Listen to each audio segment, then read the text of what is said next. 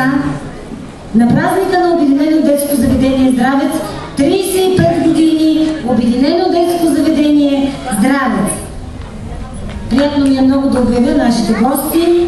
Това са господин Спасов, директора на дирекция Образование и култура, град Пазарджик. Госпожа Венелина Бодорова, главен експерт предучилищно образование в община Пазарджик. Госпожа Ива Забортова, началник сектор социални дейности в община Пазарджик. Служители на общинска администрация град Пазарджик, колеги, директори и учители на детски градини и училища в град Пазарджик и всички вие, скъпи родители, добре дошли на нашия празник. А сега ми позволете да дам думата на госпожа Ненчева, директор на Обединено детско заведение номер 1 град Пазарджик.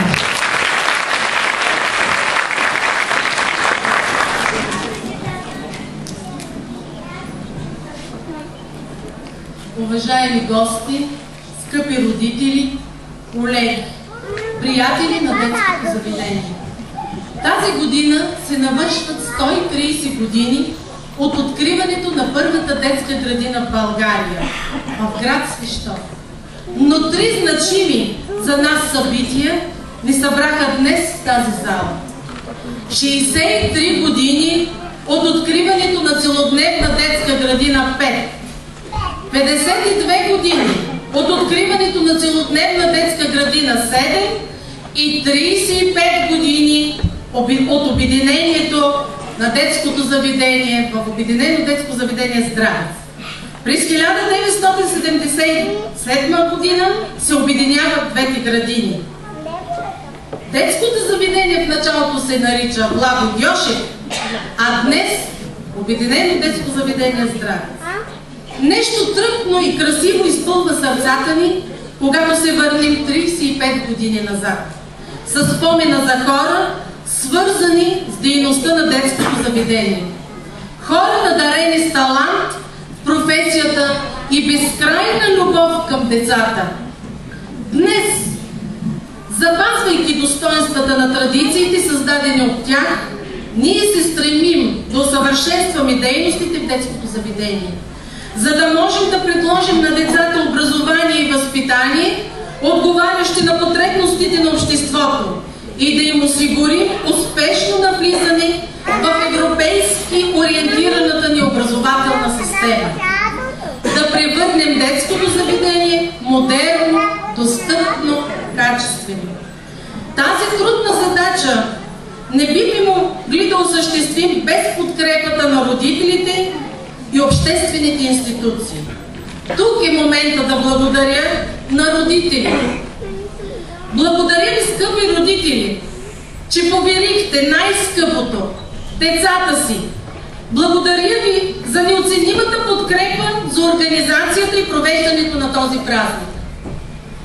Благодаря на община Пазарджик в лицето на нейния кмет господин Тодор Попов за непрестанната грижа за децата на този град.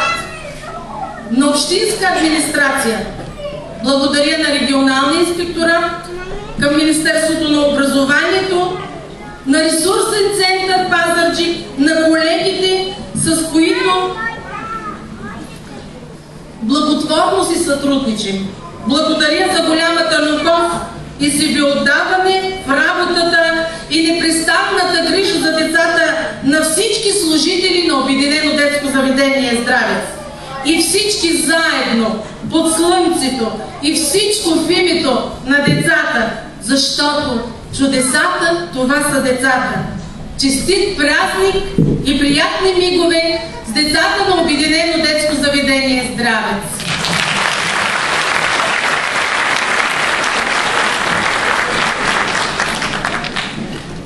Поздравителен адрес получихме от областния управител доктор Дончо Баксанов. Поздравителен адрес от училище Васил Левски. Поздравителен адрес от депутата в 41-то Народно събрание госпожа Гинче Караминова, която служебно е възпрепятствана и не може да присъства на празника. Територията на господин Спасов за приветствието на всички днес.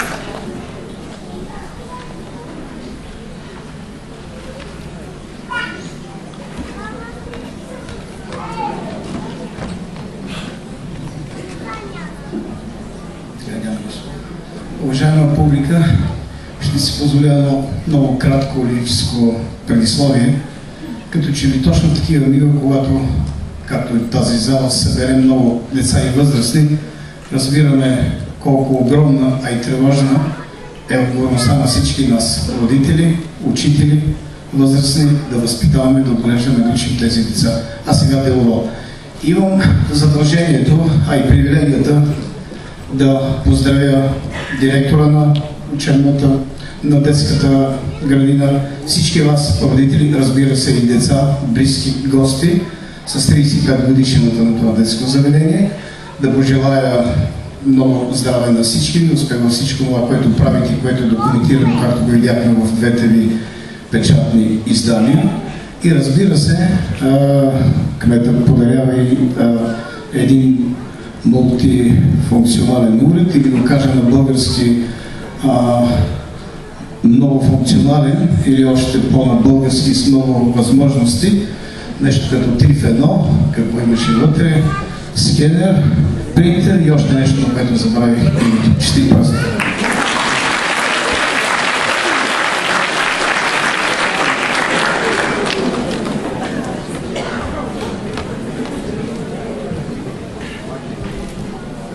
Уважаеми гости, скъпи родители, приятели! Нека този празник започне като една малка вълшебна приказка.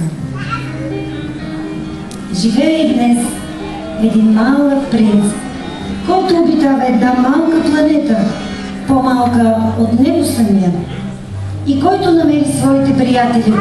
Това са децата от обикновено детско заведение Здравец. Това сме всички ние, които днес в тази зала празнуваме заедно. Колко е хубаво да имаш приятели! Колко е хубаво да бъдеш обичан, да се усмихваш на всички хора, щастливо да ги обичаш и ти.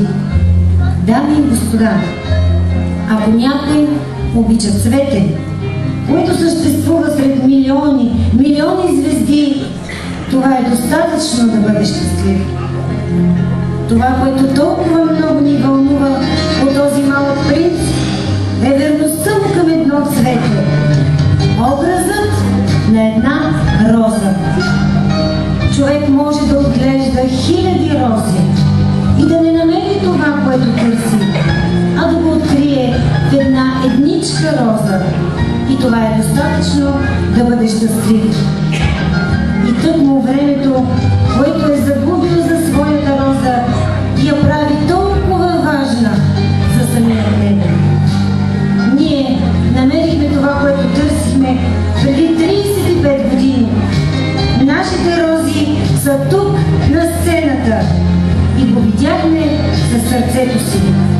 Защото най-същественото е невидимо за очите. Най-същественото се вижда със сърцето. Надяваме се, че и вие ще го почувствате днес, заедно с нас, и ще го видите със сърцето си.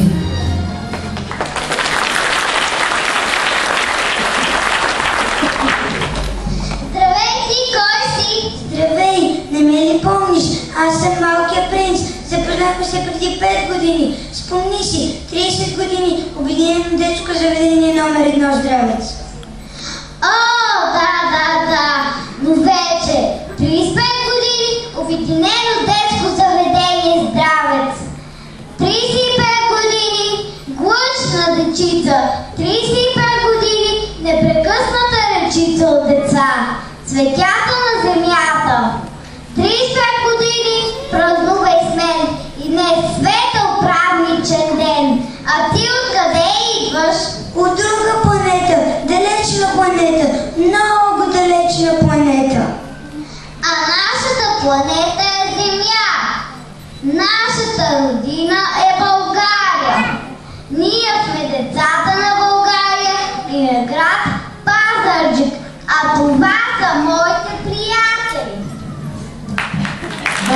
зная, че кой ли не я знае, на здраве си на роза тя окае. Небето чак опират планините, като море са ширни равнините. Земята ражда житно благодатно, най-сладки плодове и грозде златно. Най-хубавите песни тук се пеят, най-светлите звезди над нея греят.